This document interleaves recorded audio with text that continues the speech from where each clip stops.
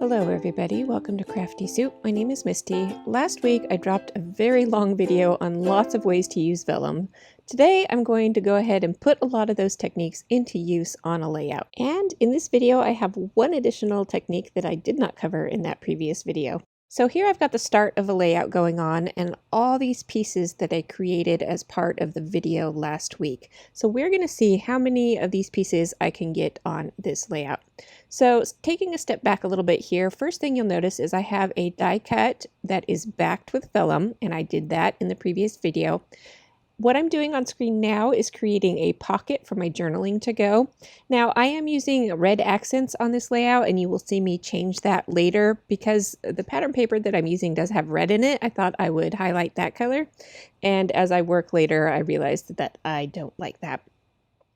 In the meantime, I have printed my journaling on vellum, which is a technique I showed in the previous video, and I'm creating these little tabs just with a tab punch to help me slide my journaling in and out, and I am going to nestle that pocket into this die cut. I will go ahead and grab my photo, which is not a great photo, but it is a cropped version of a friend of mine at my birthday lunch last year. And honestly, I decided to tell this story because I had created a title piece with the word friend on it. So I did go looking specifically for a photo that could work to tell a friendship story, and this is the one I chose. I am matting that photo with a dry emboss piece that I created in the previous video. Since it's a little hard to see as I work, I grabbed this screenshot so that you can take a closer look at that piece. So that is backing my photo. What I'm doing at this point is taking a bunch of independently die cut floral pieces and I am tucking them around and mostly behind that cut file. And I'm putting glue where everything overlaps so you won't see that glue. I have several of these little pieces, and it does take me a little while to settle on where I want them all to go, but once that's done, I move on with some other pieces. I had stamped these little house images as part of the previous video, and I don't think I showed those on video.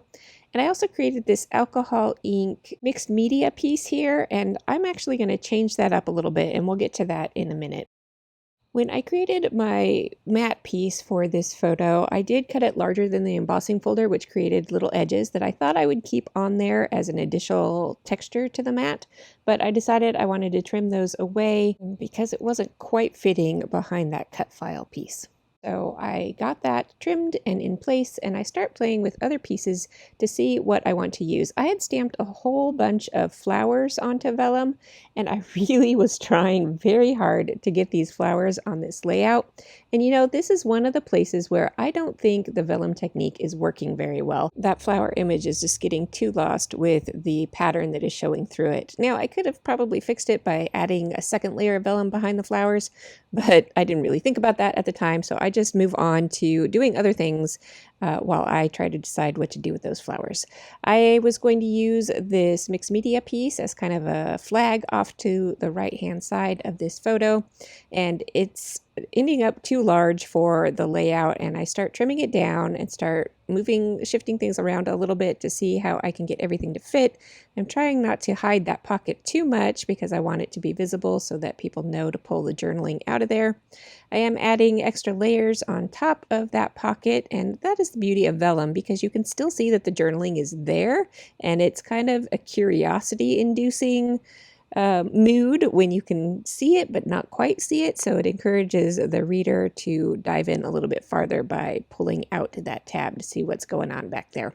I did tuck this little envelope down in the corner that it will rest kind of layered over my journaling and under my photo, and I'm going to put some flower petals or some seeds into that little envelope because this friend and I, along with a few of our other friends, are really into gardening, and so I was going to add that onto this layout, but I haven't done it yet, so you won't see that in the final photos. And here I am back to playing with those flowers, and I do have a heat embossed flower that I've colored with what's called the stained glass technique, and that one is working the best. However, the heat embossing that I used was silver, and I didn't think that color was playing well with this layout, so those flowers go off to the side.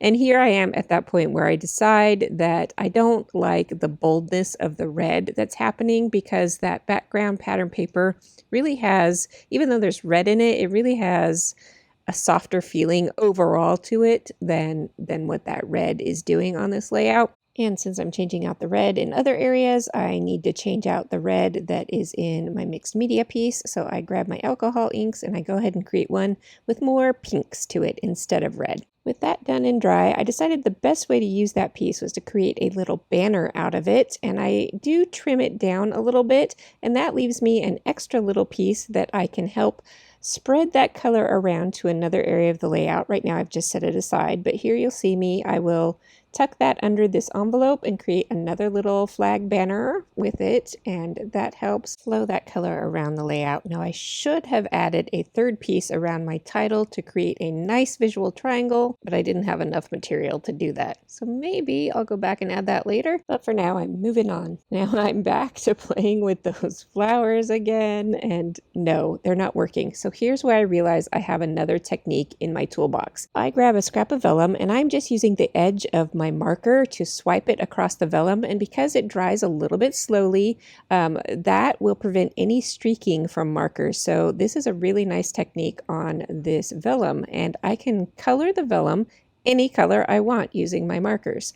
Once that is dry, I'm going to punch out little flowers so that I can add little pops of color around the layout, and this will be more effective than trying to get those stamped images to show through with that busy pattern.